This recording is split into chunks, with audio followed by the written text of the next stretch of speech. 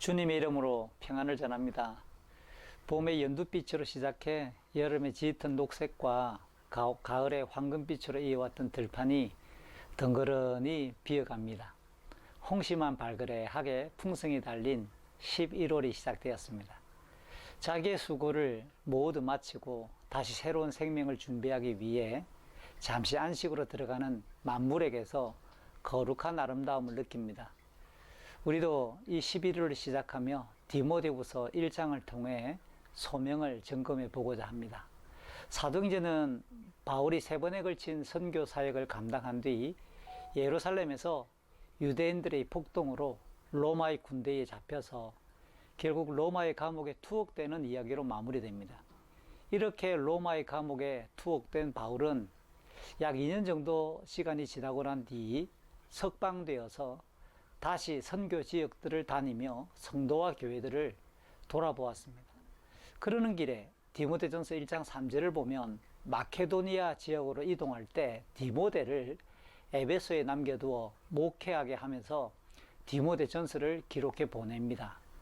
하지만 이후 로마의 감옥에 두 번째 투옥되어 디모데후서 4장 6절 이하 8절까지 내용을 살펴보면 마침내 순교를 당하게 되는데, 이때 디모데에게 보낸 것이 디모데후서입니다.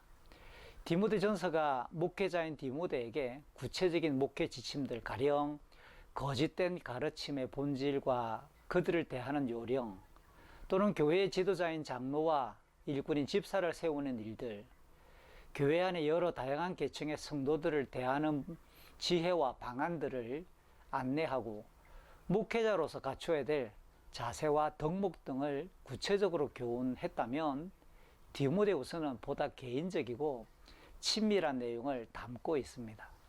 오늘 살피게 될 디모데후서 우선 1장을 보면 1장 1절부터 8절에서 현재 투옥되어 있는 바울은 그동안의 사역을 회상하며 기도로서 많은 시간을 보냈을 것으로 추정됩니다. 특별히 복음 사역을 함께 진행했던 동역자의 수준을 넘어 영적인 아들이라고 깊은 애정을 표현하며 부르고 있는 디모데를 위해 쉬지 않고 기도로 응원하고 있다고 표현합니다.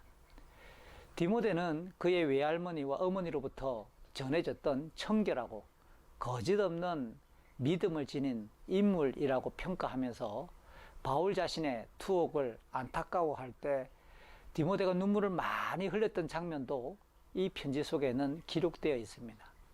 그래서 바울은 디모데가 목회자로 훈련받았고 공적으로 안수받았을 때 주어졌을 은사를 생각하도록 격려한 뒤에 두려움에 지배당하지 않고 하나님께서 주신 능력과 사랑과 절제하는 마음을 갖도록 각성시킵니다. 그러면서 바울 자신이 그리스도의 복음을 증거하다가 현재 투옥되었기 때문에 영적 아버지의 고난을 부끄러워하기보다 오히려 하나님께서 주신 부르심과 능력으로 힘껏 디모데도 복음 사역을 감당하도록, 그러면서 당하는 여러 고난을 피하지 않도록 당부합니다. 이처럼 복음으로 말미암는 고난을 기꺼이 수용하라고 당부할 수 있는 이유가 무엇일까요? 디모데서 1장 후반부인 9절 이하 14절에서 그 내용을 밝히는데요. 하나님께서 구원과 복음 사역으로 부르신 일은 영원 전부터 작정하신 대로 오직 그리스도의 죽으심과 부활의 권능으로 말미암는 은혜입니다. 그 은혜의 복음을 위해 수고하다가 고난을 당할 때 부르신 하나님께서 분명히 지켜주실 것을 사도 바울이 확신하기 때문입니다. 그래서 바울은 디모데에게 그리스도의 복음에 기초한 바른 교리를 지키고 성령께서 주셨던 감동과 능력에 따라 복음을 전하는 선하고 아름다운 삶을 요청합니다. 반면 디모데후서 1장 15절에는 에베소가 수도였던 아시아 지방의 많은 사람들이 복음을 믿고 따르다가 변절했던 아픔도 소개합니다. 그들 중에 실명을 2사람 밝히는데요. 부겔로와 허모게네라고 하는 사람의 이름을 언급하죠. 그만큼 사도 바울이 에베소 지역에서 사역하게 될 때 수많은 사람들이 변절했다라는 소문을 듣고 난 이후 얼마나 절절했던지 그 안타까움을 이 2사람의 이름을 언급함으로써 드러내 보이는 겁니다. 그럼에도 마지막 부분인 디모데서 1장 16, 17, 18절에서는 디모데가 목회하고 있는 에베소에서도 많이 섬겼던 오네시보로라고 하는 성도가 사도 바울이 투옥되어 있는 그 로마의 감옥까지 직접 찾아와 여러 차례 격려했음을 회상하며 그 오네시보로에게 주님의 긍휼이 임하길 축복합니다. 이 내용을 굳이 목회자인 디모데에게 알려주는 이유는 디모데가 목회를 할 때 변절자도 만나고 또 함께 동력하며 격려하는 성도를 만날 수 있음을 알려주면서 결국 디모데를 응원하기 위함이었겠죠.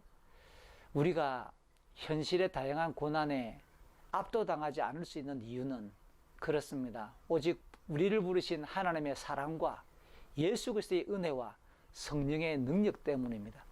그러므로 그 신앙을 가지고 신앙의 적절한 적용인 소명의 삶을 사는 것은 중단하지 않을 수 없는 이유는 아름답고 계속해서 우리에게 걸어갈 이 믿음의 경주 속에서 결국 하나님의 선하심이 증명되고 드러나는 길입니다.